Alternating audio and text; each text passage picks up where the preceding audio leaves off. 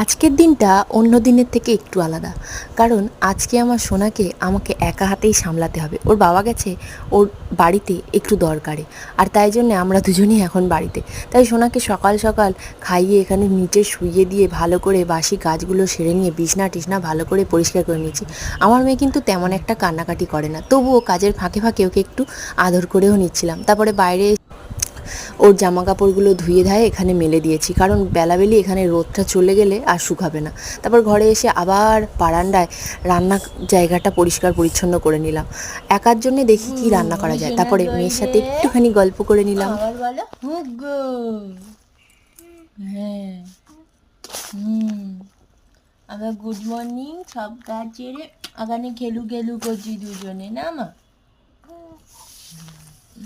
তারপর তারপর তারপর আরেকটা গল্প বলো তো, আরেকটা গল্প বলো ও তো। কিন্তু 2 মাস বয়সেই খুব সুন্দর করে গল্প করা শিখে গেছে। আর আজকের মিনি ব্লগটা তোমাদের কেমন লাগলো অবশ্যই কিন্তু কমেন্ট করে জানিও। আজকের মতন টাটা।